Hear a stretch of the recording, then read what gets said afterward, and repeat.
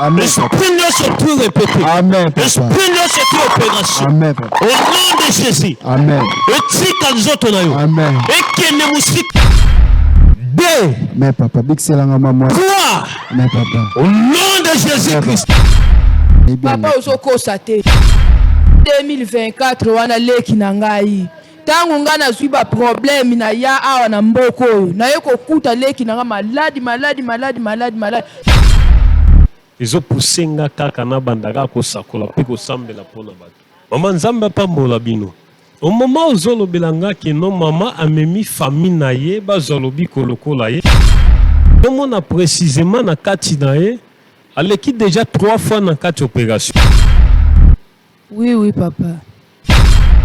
Nazomona kombo ya mboka ezobimelanga Kasai non yafanda na Kasai papa. Bongo papa na nganda za muta Kasai yafanda na Kasai.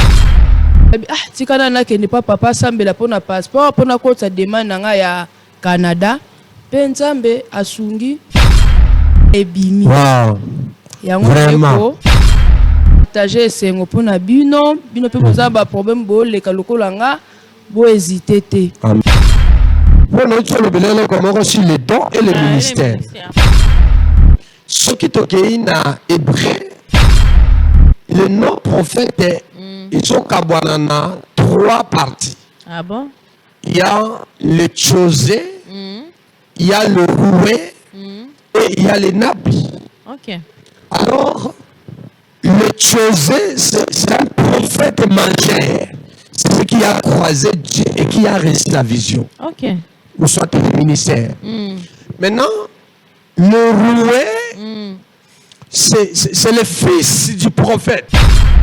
Nous continuons toujours dans notre émission, fidèles téléspectateurs, fidèles abonnés de notre chaîne préférée, la chaîne chrétienne qui édifie les enfants de Dieu, le prophète Emmanuel TV. Veuillez toujours s'abonner, commenter, partager massivement, partager les moutons dans le problème, partager les moutons dans la posa à église Nabiso, la maison du Siloé, Tobeng Sibino, partout Bozali, Bozan, posa pour moi, Bika miracle avec le prophète Emmanuel. Autosé na plateau benga biso numéro ezaba écran na yo na édition nzamba passa ko lui aza au rendez-vous soko za na hésitation yaka obika loboko nzambe na église na biso la maison d'Isiloé avec le prophète Emmanuel azane toujours na plateau na émission toujours ya consultation prophétique Jésus ma réponse. Bonsoir papa. Oui, bonsoir maman. Bonne papa. Non, ça va très bien.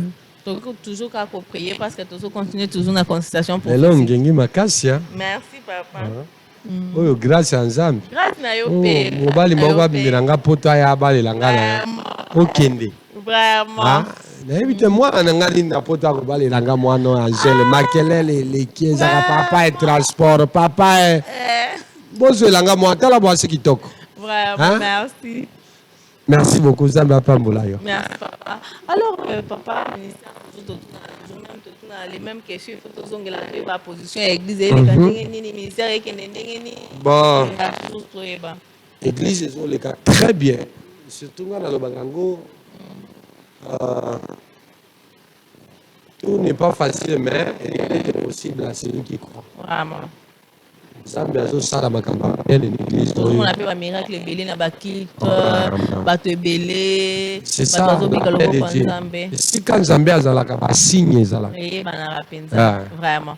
Alors papa bana nzambe pe ba s'étonner mi ya séminaire ba depuis au tonga église depuis sa inauguration otika bango ka bongo otika séminaire wana bana nzambe baza posa bango ba yo bika lisusu semaine na yo préparé réveil moko ya makasi parce que sala réveil moko ya makasi nazo se préparer oyo kozala yukuku awa na quartier vraiment séminaire moko kozala c'est pas parce que na lingana sala makambo selo ya Nzambe amen na statement na mokika non je demande d'abord à Dieu.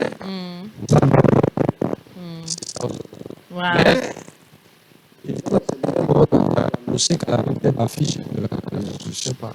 Bananda impena bazo les lango makasi papa tiki biso na sentiment boye tozala ki na na inauguration makambe bela bien les cas qui papa tiki biso tozala pour surtout bika susu la journée à bongo Vraiment bien.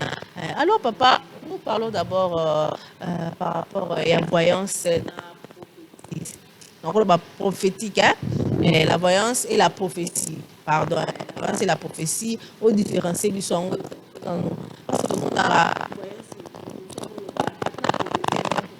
nazomona otambo nazomona mutu boye ezalaka prophétie to ezalaka voyance to ezalaka vision. Bon, ça c'est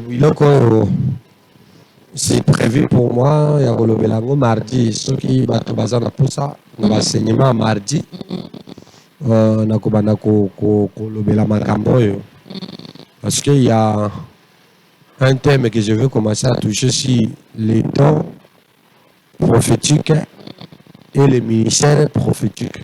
Voilà. Donc les ministères étaient ministère épée et c'est ça. Alors ça makambo yo un ministre prophète à Salaka muto yazana do akoki ko salate. Parce que ça muto mususu azana do prophétique OK. Zambela. Nzambe apesi appel ya kosalela ye. Et il y a encore d'autres personnes azana do kaka. Zolanda soki na ke musika je crois de temps en temps dans le bagayango un prophète si nous définissons le prophète en français ne te limite à mon prophète mais ce qui te contient en hébreu te pense que le prophète ou la prophétie valait Zolanda parce que un prophète pour notre le comme aussi les dons et les ministères. Ce qui te gagne en hébreu, le nom prophète, ils sont kabwanana 3 parties. Ah bon? Il y a le chosé, il y a le roué et il y a le nabi. OK. Alors, le chosé, c'est un prophète mangeur. C'est ce qui a croisé Dieu et qui a reçu la vision. OK. Ou soit le ministère. Maintenant, le roué, c'est le fils du prophète. Moi, je dimanche. Ce sont des roués. Mais attention, pour être un roué, il faut avoir la capacité d'interpréter le message de ton père. Ou soit d'amener au-delà la vision de ton père. C'est ça, un roué. Normalement, il y a 3 parties. 3 parties, oui. Et la dernière partie, il y a celui qu'on appelle le Nabi. Nabi dans Swahili, Nabi, c'est un prophète aussi. Mais en hébreu, Nabi, c'est-à-dire, il n'est pas un prophète. Mais il peut être une sœur à l'église, un frère, mais qui a un don prophétique. On se comprendre. Alors, la prophétie, ce n'est pas la voix de Dieu. La prophétie, c'est la voix du prophète.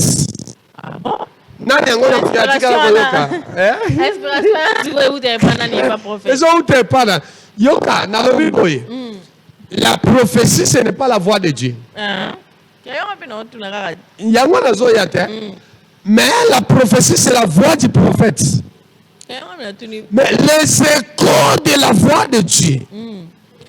Le prophète va dire, Dieu m'a parlé.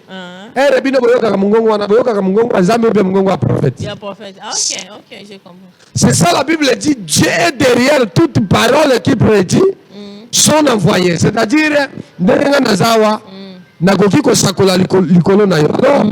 la prophétie est ça Zolanda, la prophétie est c'est-à-dire quand je parle de la prophétie, on voit des choses à venir. Mais attention, il arrive des fois on a considéré on a continué à faire à Moutou, ça c'est pas la prophétie. Ça, c'est ce qu'on appelle la voyance. Mais dans des connaissances, c'est peut travailler à bon mingi, mais ils ont la précision pour la voyance. Vous comprenez? Parce que mon dans des connaissances, à Koloba, au moins, on a une agitation, tout ça. Mais quelqu'un qui a l'esprit de la voyance, à Koloba clairement, na maman na yo, comme boy. Akufa na date boy. Ça, ce n'est plus la prophétie. Parce que la prophétie ne parle que des choses à venir. Mais si je commence à parler des choses passées, ça c'est la voyance.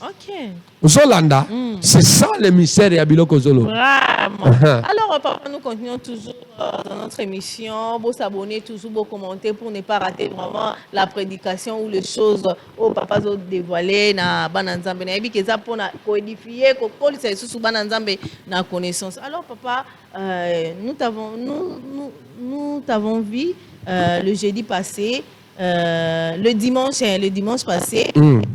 Au partage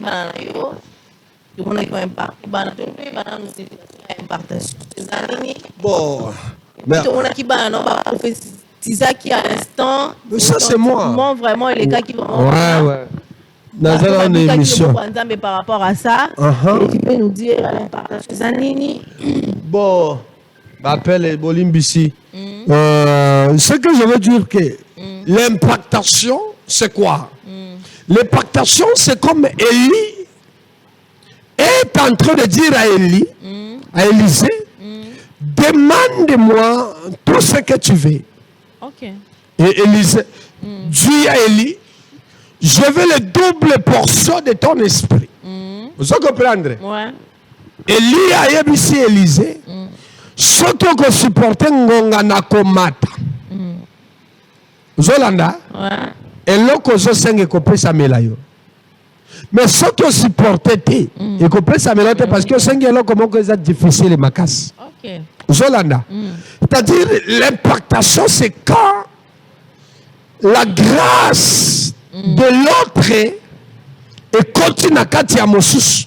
Parce que les gens sont basés dans l'immaturité, c'est-à-dire à Kembinano dans Molimo Takolobo, ils ont mis ça kabadon, ils ont mis dans Deutéronome chapitre 34 Bible Zolobanini. Josué fils de Nun était rempli de l'esprit de Satan parce que Moïse avait la main sur lui. On se comprendre. C'est pourquoi Zambie a reconnaître Josué dans Josué chapitre 1er. Zambie a bimé Josué aussi Josué serviteur de Moïse. Mon serviteur Moïse est décédé. Yoso peuple yo Nanzela ya Cana, destination ya Cana. Vous comprenez? Si ce n'était pas l'imposition du maître de Moïse, Josué a l'inga dans sa sagesse. Et ça, c'est ce qu'on appelle l'impactation. C'est lorsque mokile komi komona na kati ya mutu mususu makambo yeza na kati na yo. C'est pourquoi lorsque Élie a 4 jours de traverser l'Élysée. Jourdain Salini de Kangami. Et lorsque Élie a mati, Élisée a tikali na mato. Élisée a zozonga na mato comme il bosso ya Jourdain a kutima de Kangami. Zolanda a beti mato boy pan kimia Jourdain et ningani même. Après a tombé cette fois là, a beti pouf. Où est le Dieu d'Élie? C'est ça la force de l'alliance. Où est le Dieu d'Élie? Lorsque Jourdain yoki le Dieu d'Élie, Jourdain Salinini. Et Kabani. Lorsque on est intéressé, lorsque on est intéressé, cette question là yo. Lorsque Jourdain katalibite ni balé. Bana ya prophète, le fils du prophète balobi bon. Ah. Voici l'esprit d'Élie est descendu sur Élisée. Pourquoi Baloba Kibongo? Pourquoi Baloba Bongo? Parce que Bamana qui Jourdain Salinini. Et Kabani Bayebi ke moto ya Kabola ka Jourdain Zanani. Asa Élie. Mais Élie a mati mais Nani. Élisée a commis. Tala esprit à Élie et kiti na kati ya Élisée. C'est ce qu'on appelle l'impactation, c'est-à-dire quitter un ministère ordinaire à un ministère extraordinaire. Vraiment. Parce que la façon que je suis en train d'opérer dans le ministère, et peut s'amener mon tunion sauté. Pour ça, Koloba, les alolendo, les années qu'on a yebi. Alors, bilo qu'on a zoloba, on a tanga nango na théologie, on a tanga lango apité, les connaissances au Saint-Esprit. Quand je vois cela, nazo impacté pe batum. Bisikanga pe na kokoma te bato wana bakoma. Omoni neti bientôt là. Cité Siloé RCA, Zala Bouddha. Pourquoi? Parce que j'ai impacté la vie de cette personne. Vraiment. Alors c'est moi qui va prophétiser. Oh, c'est qui alors? Lélo n'a pas travaillé na garçon na prophétie. Oh, impacté qui dimanche. Oh, impacté qui est dimanche. Moi qui après impactation basakoli. Basakoli batwe bakwei babiki pe bola. C'est ça l'impact parce que dans le bagage, non qui va impacter mon truc à l'aveugle. Quand j'impacte quelqu'un, il faut abandonner kobika un miracle. Il faut abîmer dans dimension normale à côté de dimension. Il faut pas dobengue magicien parce que ngana sepelaka. Eh bisanga dans un magicien. Ah bon? Dans un doki. Simba babo na sepelaka parce que bango moko bazoye bake muto ya sesu na niveau na bisoté. Parce que na vie na yo soki na ba qualifier yo ba pesi yo ba kombote donc yo zana no aussi kata moko te. Il faut mata ba dimension. Et quand tu montes des dimensions ba ko pesi yo ba kombo. Vraiment. Papa Kaleba Sunga biso alors pour la conversation prophétique toujours vos abonnés vos commenter tout aussi d'habitude nous avons lieu d'évangélisation ce qu'on partage les muninga au tindeli mutu aye nzamba sele pe bikama le bon kwanza nzambe pa otika kopambola ote donc partager commenter manifester une évangélisation dans nzambe ya lola ko ba kopambola papa. Nous allons déjà une grande famille au baï bango bazali tu peux les recevoir. Vraiment.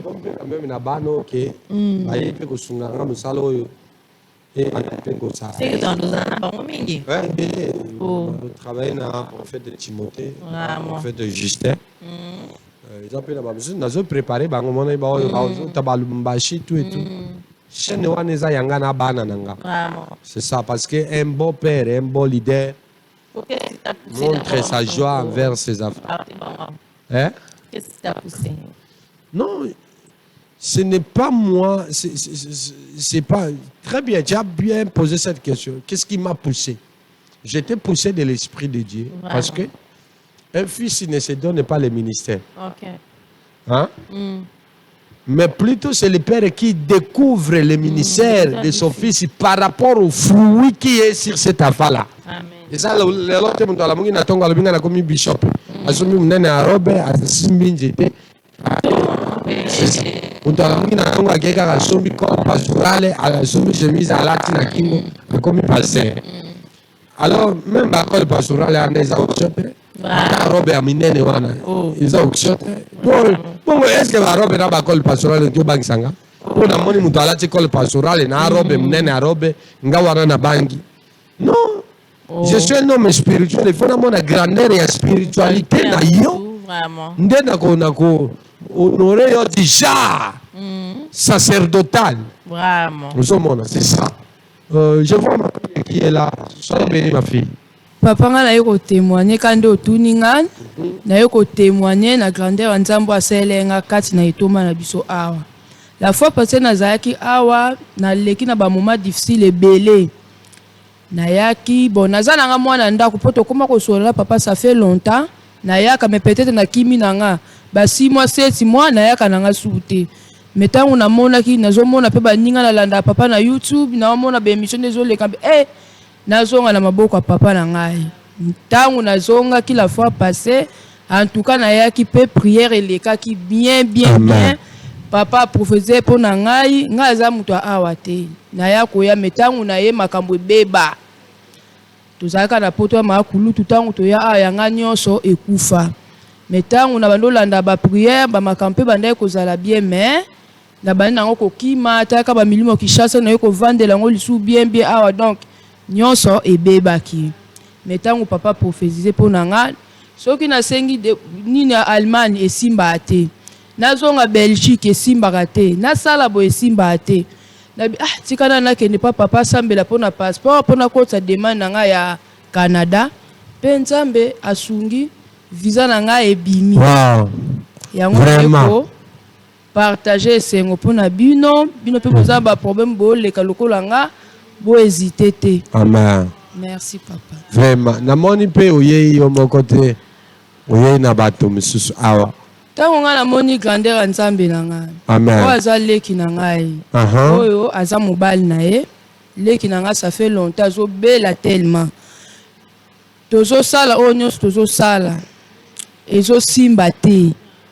Yango pe nalobaki naya na ye awa peut-être nzambe oyo asalaki grâce na papa na ngai na témoigner na nzela mosali na nzambe peut-être kosimba to témoigner pe grandeur na yo papa. Yango na ye na bango awa. Ok. Parce que lorsque nous avons parlé qui n'a pas joué là, nous avons comme on est Brigitte. Oui papa. Ok, Brigitte. Tiens micro na mon connaît papa. Brigitte. Boni. Bon cœur. C'est que awa, oui awa, awa maison ya solution. Aux Hollandais, nous allons conduire mon kobika awa. Très bien. Moi, j'aime les gens de la foi. Parce que les gens de qu'on a zomona na kati na yo. Ils ont na kati ya famille ya yo na mobali na yo. Bitumbane uchi musikate. Na lobaki na ko prophétiser te. Na tangi yo kaka ko. Lelo na sepelika na témoignage nazoyo ke sengo moko na témoignage ya fille na azokende Canada. Ah so koma Canada obosani nga lisusu. Nakobosa na te papa. Parce que bongo de bino boloba na papa bondela pona nga yo za papa nanga papa inga na tikali kaka na yo. Ozwi mobali moko boye mobali wana yebisi na limi makamba ba prophète te. Ya ko témoigner ezana no ebele donc faut continuer pour témoigner lisusu. Vraiment. Eze bandeli. Kozala ingratitude. Non papa. Hein? Yo wana lelo uza papa. Lobi oza mobali. Mobali ana lobelo ke na lingi makamba ba prophète te. Kabona na mobali wa. Parce que ngai ezana tingai yakutani na mtu apesi nga vie. Na kyo kutana na mtu moko boya yebisanga ke alingi susu ko satiri mtu anate. Mais moi je suis le prophète. Yo boya papa na nga ya molimo yebisanga olingi makamba ba prophète te parce que yo yebite nga na kutana na yo ne na njira ya prophétie na ye. Ezana ignorance ezebele na kati ya basi même mibali. Mobali mosusu mwasi ayebisi yo nga na ndako na nga basala nzambe bakotaka te nga mpe na ndimi yango. Jamais moto akokabola nga na makambo ya nzambe. Soki mwasi akende na ye basi batondani ebele na mokilo mosusu bakoyaka. C'est ça aux hommes. Alors je vais prier pour toi les dimanches que vous en gâtez. Tout le monde a ndengeni au Canada wana. Parce que nous avons préparé tourner il faut que de France, Belgique et Paris. Nous avons annoncé déjà Allemagne, nous avons la tournée il y a Kafu. Nous avons comme monde s'appelle bon à cause de la Kamba Minen. Mais j'aimerais que mon fils puisse prophétiser. Mais sa solution pour la Likamboyo. J'ai l'un de mon fils que j'ai consacré le dimanche. Comment on a image de le Kawana. Comment j'étais en train de prier pour eux. Nous avons utilisé très puissamment la prophétie. C'est ce qui m'a poussé de confirmer son ministère et de répandre l'huile prophétique sur lui. Il s'appelle le prophète Timothée. Azam moi non yonga moko na sali confiance. Alors quand kandenge bonjimi kanga. Yépe aza puissant. Bon, comment on a l'émission? Dieu lui utilise la prophétie et la miracle. Parce que nga naza lion. Donc il faut tabana tabate, il faut na tabana pe baza lion. Façon comment on a sa façon de prophétiser, il a la grâce de Dieu. Je vais prier. J'aimerais qu'il puisse prophétiser pour ses couples. Prophète Timothée, viens. Et Dieu va te faire grâce. Dieu va te faire grâce. Seigneur, je prie la grâce et l'onction dans la vie de cet enfant. Il parle des choses que le Saint-Esprit mettra dans sa bouche. Amen. Moi, je ne sais pas. Nayambi Bapaya. Naebite problème nini bazana yango. Sungira Bapaya wana. Merci, maman journaliste. Zambé Pambola yo. Je m'appelle au nom du prophète Timothée, fils du prophète Emmanuel. Prophète Emmanuel, c'est mon père que j'aime beaucoup. Oui, yende papa on a lingé makasi. J'espère que Moutounio surtout le monde entier ba mona ki comment impactation zala ki dimanche. Le lengeni ne le kanaki. Alors mingi ya kolobezate parce que je sens déjà l'onction de Dieu de mon père. Ils ont poussé nga kaka na bandaka ko sakola pe ko sambela pona bato. Maman Nzambe pambola bino. Au moment où zolobelanga que non maman a mis famille na ye ba zolobi kolokola ye. Na zomona précisément na kati na ye. Elle quitte déjà 3 fois dans 4 opérations. Oui, oui, papa. 3 fois. Dans Zomon Mbala Liboso, et ça dit 2 mois après, à Zongeli encore les sous-opérations. La deuxième fois opération est compliquée qui est bandi kobim sanet va to finir na kati ya libumunaye. Et la deuxième opération ezala ke loko memaeti na liwa. Alors pour la 3e fois, il y a un kutani na yaya ne ya mwasi po meme yao. Tika Nzambe papa nanga Emmanuel Ngabu. Oya saleli azwa visa wana. Abikisa yo peka poko lelo. Abikisa yo kana poko lelo parce que tandis que ozolo bawana nazomona aussi complication ya pasi na yo wana eza musikate. Eza tout justement na kati ya libota ya mobali na yo. Nazomona kombo ya mboke zobi melanga Kasai noni afanda na Kasai papa. Bongo papa na nganda za muta Kasai afanda na Kasai.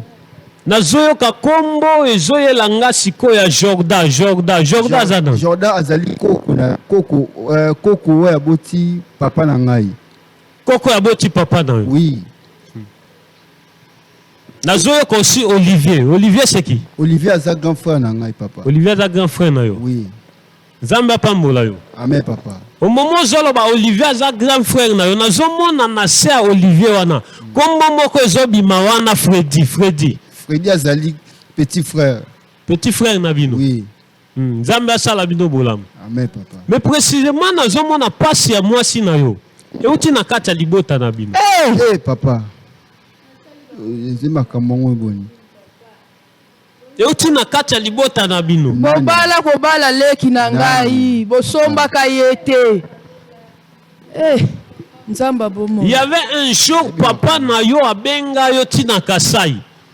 Abenga yo na téléphone, yo kanga bien. Ouais. À partir à 0h, ulamuka abengi yo. Alobi na kozala na besoin na yo moi oyo ye pananga. Précisément, c'était 4e mois à 2024. Oui, papa.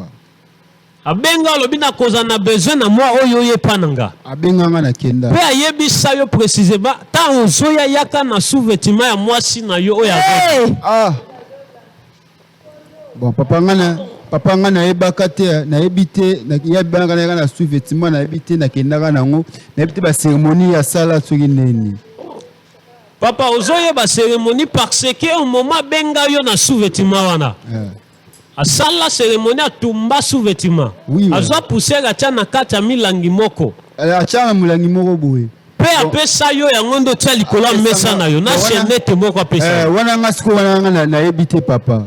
Na ebité papa. Au moment zolo boyebite na zomo na yango na maboko no yo moko ye nango. Pe otie likolo ya mesa. Le même jour otia semaine o elandi. Oui papa. Pas se bandi pa moi sino. Na ebité papa. Wana nga na ebité makambo wana. Aloba na nga na tiaka na mesa wana. Wana siko na ebité so bana ko sa cérémonie nini. À chaque fois ekoma ka so moi sino zo arranger ndako alingia koma côté à mesa place mulangeza olinga ka simbate. Eza yango papa. Papa ozokosa te. Banda 2024 wana leki na ngai. Tangu nga na zwi ba problème na ya awa na mboko oyo. Na yo kokuta leki na nga maladi. Toyeba te source wana eutaka wapi. Pe to tamboli bisike bele talaka ba opération basala mais solution ezwamaka te papa. Nzoka eza pa na yo papa na ngai. Bobalaka ndeko na ngai, bobalaka ete bosombaka ye te. Aza mwana ya bato, aza makila ya bato. Papa. aplesi mama mbongo na yo oyo nyonso ozalaki nango esili likolo na ye me papa. à la base eza famille ya mobali na ye papa na ye moko aza propre malheur ya mwasi na ye nayebi te papa nga nayebi yango te yapesanga kaka flacon ya mesa mene eza baseremoni oyo asala mpona nga nayebi mama kaka ndenge oza wana ozobika lelo amen papa molimo oyo eza na kati ya papa na ngai mpe eza na kati na ngai amen papa l'esprit de Dieu de mon père est sur moi amen papa kaka ndenge nazoloba wana eza na moto ezosimba yo sikoyo amen papa eza na nguya oyo ezosimba yo amen papa et je compte jusqu'à 3 papa au moment nazokonte ntina 3 amen papa eza na nguya oyo ekosimba yo amen wana papa vraiment papa 1 papa 2 amen papa bikiselanga mamwa 3 amen papa au nom de Jésus-Christ force nyonso te fanda na kati na yo amen papa nguya nyonso tu ya bana amen papa esprit nyonso tu répété amen papa esprit nyonso tu opération amen papa au nom de Jésus amen etika nzoto na yo amen ekende mosika na yo amen au papa nom de Jésus-Christ amen au papa nom puissant de Jésus amen sors maintenant na kombo na Yesu Masia amen papa ayambi déjà lobiko wana Amen, wana papa. ndenge aza na biki na ye Amen, Nzambe papa. papa se asali déjà Amen, Amen, papa. l'esprit qui est sur mon père Amen, ese papa. kiti déjà wa Amen, asi papa. abiki déjà Amen. abiki aza su malade te amen aza malade te botelemisa ye botelemisa ye botelemisa ye botelemisa ye mama telemisa ye telemisa ye aza su malade te asi abiki telemisa ye eza domaine moko boye nazo comprendre te mais bikamwa eza réservé na moto oyo aza attaché pembeni ya père spirituel na ye voici le miracle qui accompagnera c'est-à-dire oyo ezotambola na papa na ngai eza na droit aussi ya kotambola na nga soki Elia kabolaki mai ezosenga aussi Elisa kabola mai Amen. c'est ça le miracle Amen, papa. On a téléphone, comment tu vas contacter yo?